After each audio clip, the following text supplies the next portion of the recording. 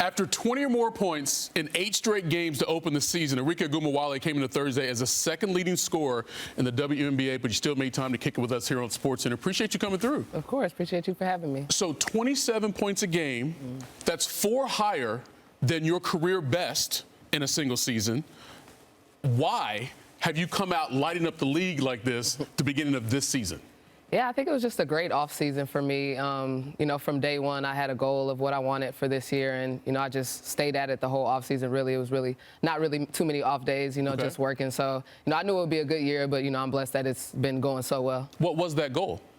Just to be better than last year, honestly, but just more mentally. Like, basketball, you know, obviously, if you're skilled, you have to work at it. But a lot for me was just off the court stuff, mentally, just being prepared every day for the game. And I think I'm in, you know, the best place, basketball and life-wise. So I think it's all just coming together. Now, the single season WNBA scoring record was set way back in 2006 by Diana Taurasi. Do you know what that number is? Nah. It's 25.2. Okay. So you are above that number right now. What would it mean to you if you could win the scoring title in the league? I mean, it'll be an honor. Obviously, winning a championship is a little bit more important, but to get a, you know, scoring title, I won one my second year. So if I can get another one, that'd be big. But to do it in record-breaking fashion, though. Yeah, that's facts. Breaking a record and getting a scoring chance, that would be tough. That would be tough for sure. All right. So far this season, obviously, you guys have been really limited by limited player access. How tough has that been trying to keep up with the best teams in the league when you know you're shorthanded pretty much every night?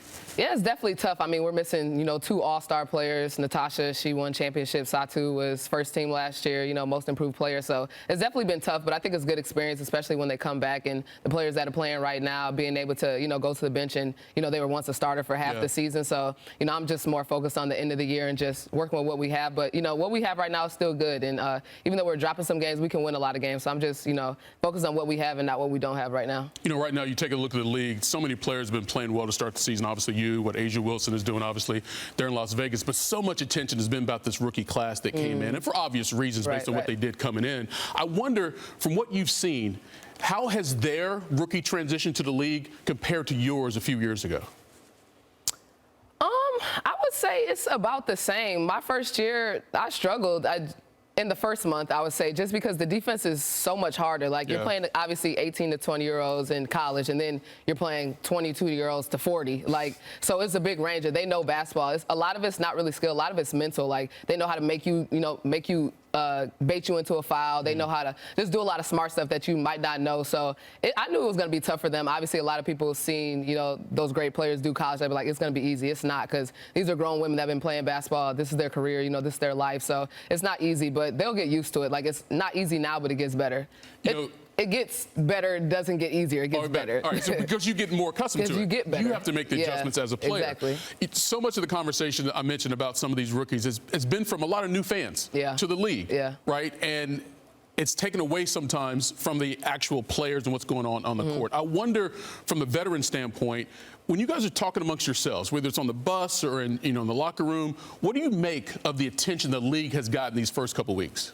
Yeah, I mean, it's a blessing. I mean, it's dope. Obviously, you know, the league is getting better and we're getting more attention, and, you know, this is what we wanted. Obviously, you know, if you have a platform, things are going to be good and bad, and you have to take the bad with the good with the bad. So that's just life, but you can't really let it affect you too much, because at the end of the day, these are just fans. Like, all that really matters is who's on the bus, you know, who's on the team, who's in the locker room. But some of the stuff's entertaining, I will say. I see a lot of funny stuff, so it keeps me, you know, laughing. But at the end of the day, those, you know, what people have to say really doesn't matter. How does the league as a whole take advantage of these newfound fans?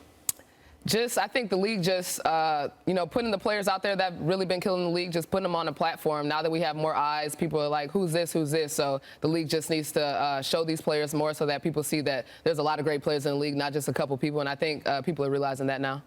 You know, you can go back to when you were in college, obviously, or even your high school career. You were very successful in high school.